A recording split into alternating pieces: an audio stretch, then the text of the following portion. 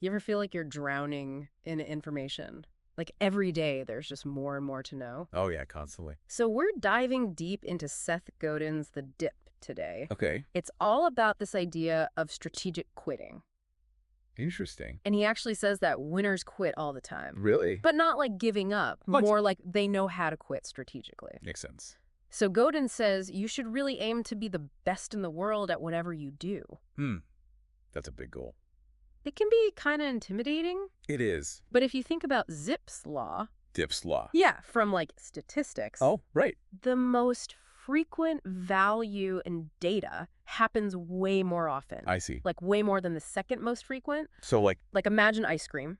okay, Number 1 is vanilla. right? Number 2 is chocolate. Usually. And then everything else is... Way down there. Exactly. Okay. Godin uses this for box office rankings too. Makes sense. The top couple movies rake it in. Yeah. And then there's this huge drop-off. So being at the top is Super value. cues of scarcity. Right. The scarcity comes from... People quitting. Exactly. So other people quitting is actually... Making room for someone else at the top. And I feel like that's even more important now. How so? We have so many choices for everything. You're So we naturally go for... the top in each category. Like, why spend hours researching if you know one source is always the best? Yeah. You want that shortcut. Exactly. You just want the best information. It's good enough. Doesn't cut it anymore. It's so different from school, though. What do you mean? In school, it was all about... Being well-rounded. Totally. But then you get out in the real world, and it's like... Specialize or die. Right. Find your one thing and own it. So that's where these two curves come in. The dip in the cul-de-sac. From the book. Yeah. So the dip, I think everyone's experienced that. In some way... Think about learning something new. A Ah, hobby or a tough project at work. you get that initial... Like Like, it. this is it. This is going to be amazing. Yes. You hit a wall. The dip. Yeah, all the excitement fades. You have to face the reality of the work. All the setbacks. You start to wonder if it's even worth it. So you're saying the dip is that... Valley between starting and mastering something. And that's where most people... Give up.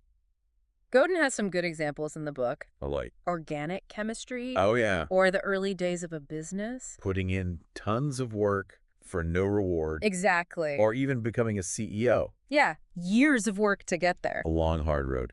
But the key is that successful people don't just... Survive the dip? They actually lean into it. Interesting. They use it to push themselves. So they come out the other side. Stronger and more skilled. Okay, so that's the dip. Now contrast that with the cul-de-sac. Okay. Imagine driving and you hit a dead end. Oh, You can't go any further no matter what you do. right. That's basically a cul-de-sac here. I see. So it's like being stuck at a job. With no chance of moving up? Yeah. Or working on a project that just isn't. Going anywhere. Which Godin uses the space shuttle program. Well, All that money and talent. but it hit a limit. The tech wasn't going to get any better. So it was a cul-de-sac. So we have to be able to recognize Oh, it was cul-de-sac. and be brave enough. Quit them. Exactly. You're freeing up your time and energy for a better dip. Dip. You know, The one that can actually get you to that. best in the world status.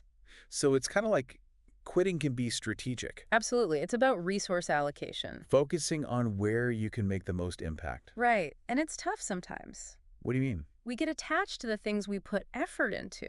That's sunk cost fallacy. Yeah, it's hard to walk away, Especially when you've put your heart into it. even if it's a dead end. Right. And Godin also talks about the cliff. The cliff. It's where quitting only gets harder. The longer you do it. He uses smoking as an example. Okay, that's a pretty... Intense example. Thankfully, most things aren't that extreme. True, but it applies to other things too. Like what?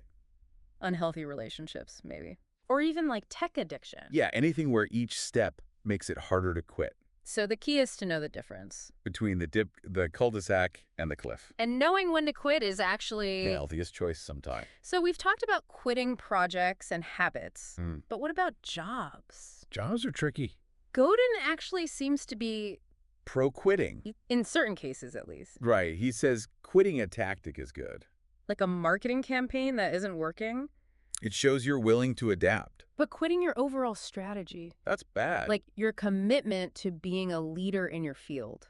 That's not a time to quit. So it's about knowing when to... Pivot versus giving up completely. Well, makes sense. He talks about serial quitting, too. Serial quitting. Think about the people who switch lines at the grocery store. Oh, yeah, always thinking the other line is faster. And they end up... wasting more time. Exactly. So Godin says it's like entrepreneurs. Chasing the next shiny object. Starting new projects without finishing old ones. It's all about the excitement of starting. But they never get the satisfaction of Finishing. seeing something through. Starting is fun. But finishing is... where you really get the rewards. That makes me think about quitting a job. Right. Godin has that example of Doug. Doug. He's been at the same company for 14 years. Okay. But he's had 7 different jobs there. So it seems like he's... climbing the ladder. yeah, taking on new challenges. But Godin says he's hit a plateau. A career cul-de-sac. He's had different roles, but he's still... Same old Doug. So Godin says he should quit, Find a new company. where he can reinvent himself. Yeah, and reset his expectations. So quitting doesn't mean giving up on your dreams. Right. It's about finding the right path to get there. It can be scary, though. It is. But Godin gives us 3 questions to ask. Okay. First, are we panicking? So don't just quit out of frustration. Exactly. Think it through. What's the second question? Who are we trying to influence? Like, is it just one person or a whole market? If it's just one person, maybe persistence has its limits. But a whole market, you have to be more... Persistent. Makes sense. And last question is... What measurable progress are we making? so are we actually moving towards our goal? Otherwise, we're just wasting time and energy. Yeah, if you don't measure it, you can't manage it. Right. You need those metrics, those benchmarks. To tell you if you're on the right track. Otherwise, it's so easy to fall into that trap. Of just sticking with something that isn't working. The sunk cost fallacy. Exactly. So we've talked about quitting, but how do we know what to quit? And what to stick with. Right, because sometimes you got to push through. That's where finding your tire comes in.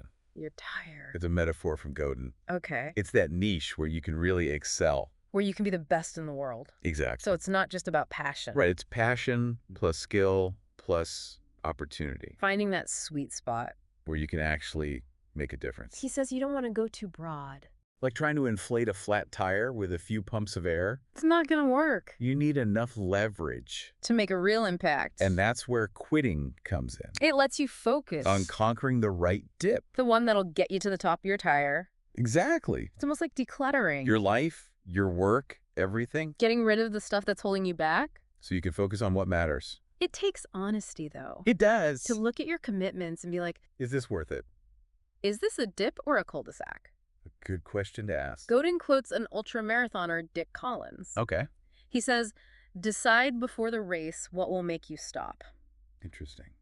If you decide based on how you feel in the moment, you'll probably be wrong. To know your limits. Know when to quit. And know when to stick it out. So as we wrap up our deep dive into the dip, I want you to think about your own tire. Okay. What's that area where you can really shine? Where you can be the best. And are there any cul-de-sacs holding you back? Things you need to quit to get there. Remember, quitting isn't always a bad thing. It's about making smart choices. Choices that align with your goals. And can ultimately lead you to a more successful life.